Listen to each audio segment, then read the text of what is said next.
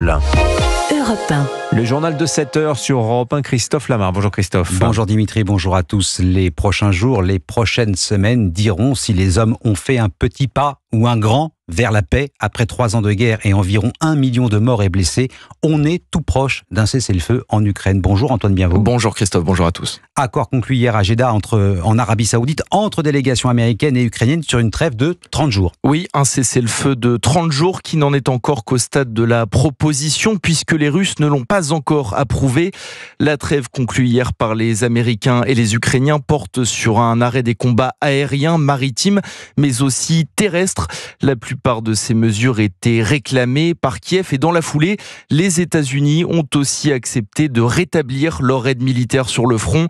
L'inconnu, c'est désormais la réponse de la Russie concernant cette proposition de trêve. Le secrétaire d'État américain Marco Rubio a mis la balle dans le camp de Moscou hier à la sortie des discussions à Jeddah. Aujourd'hui, nous avons fait une offre que les Ukrainiens ont acceptée. Nous espérons maintenant présenter cette offre aux Russes et nous espérons qu'ils diront oui à la paix. La balle est maintenant dans leur camp, mais encore une fois, l'objectif numéro 1 du président Trump est de mettre fin à la guerre. Je pense qu'aujourd'hui, l'Ukraine a pris une mesure concrète à cet égard. Nous espérons que les Russes feront de même. Donald Trump a de son côté assuré hier qu'il appellerait Vladimir Poutine dans le courant de la semaine.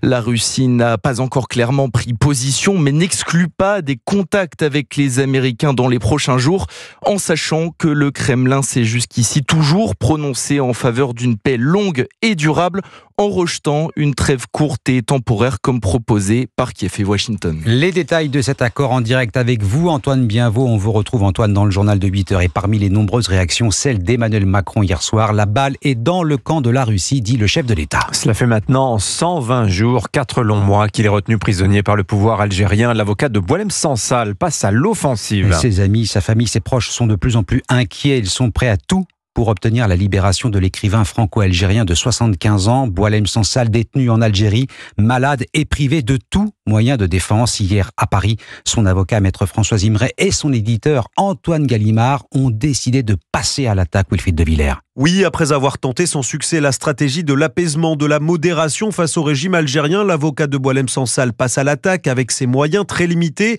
Il saisit donc plusieurs instances onusiennes, dont le Conseil des droits de l'homme, François Imret. Nous allons saisir les procédures spéciales des Nations Unies pour dénoncer l'absence de procès équitable et le caractère arbitraire de cette persécution devant les instances onusiennes. François Imret dénonce des droits de la défense bafoués alors qu'il n'a jamais pu se rendre en Algérie à la rencontre de son client, faute de se voir délivrer un visa.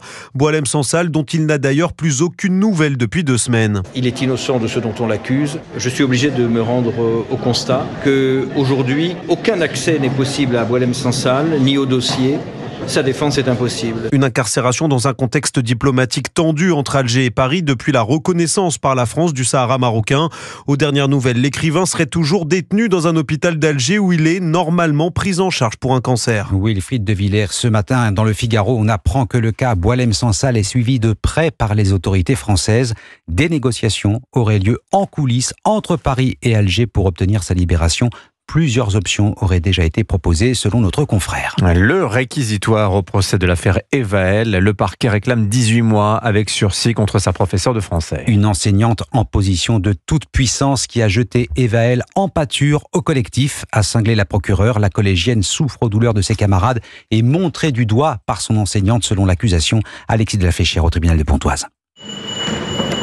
Après une courte suspension de séance, c'est au son de cette sonnerie que l'audience reprend. Il est 16h, lors des réquisitions. Le procureur de la République se lève. « Je suis sidérée », dit-elle, par le manque d'empathie de l'accusé. Voilà ses premiers mots avant de revenir sur tous les faits d'humiliation reprochés à la professeure de français. Une longue prise de parole qu'a appréciée la mère d'Evaël. Elle estime que effectivement c'est punissable, c'est un délit, elle doit être reconnue coupable. On souhaitait vraiment, je m'associe avec la maman de Julien, c'est le premier truc, je pense, qu'on voulait, c'était la culpabilité. Le procureur demande aussi une interdiction définitive d'enseigner à l'encontre de cette professeure de français. Satisfaction pour Jonathan, un des élèves qui a porté plainte.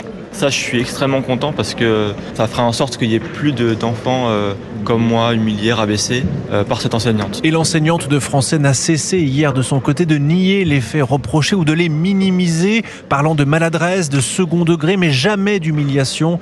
Ces avocates, elles, ont plaidé un dossier complètement vide.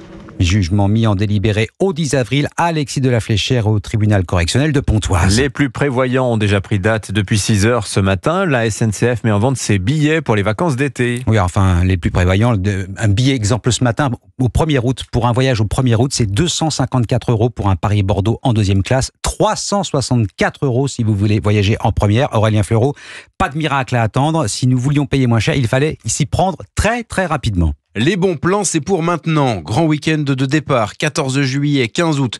Pour faire baisser l'addition au maximum, mieux vaut ne pas trop tergiverser. C'est ce qu'a constaté l'an dernier Cédric Dufour, directeur commercial France de la plateforme Trendline. Ça va très vite. Les premiers arrivés sont les premiers servis. Ce qu'on observe, c'est que la semaine de l'ouverture des ventes, donc à partir de 6 heures ce matin, il y a des économies qui vont jusqu'à 50% sur certains trajets. L'an dernier, par exemple, sur Paris-Marseille, il y avait une économie de jusqu'à 27%. Et d'ailleurs, entre Paris et Marseille, cette année, vous pourrez faire jouer la concurrence puisque Trenitalia vient d'annoncer des tarifs à partir de 27 € avec des arrêts à Aix-en-Provence ou Avignon. Le Sud et la Bretagne font partie des destinations les plus recherchées. L'an dernier, 1 700 000 billets avaient été vendus en 24 heures sur SNCF Connect. Enfin, si vous avez besoin d'un peu plus de temps, il restera bien sûr des places.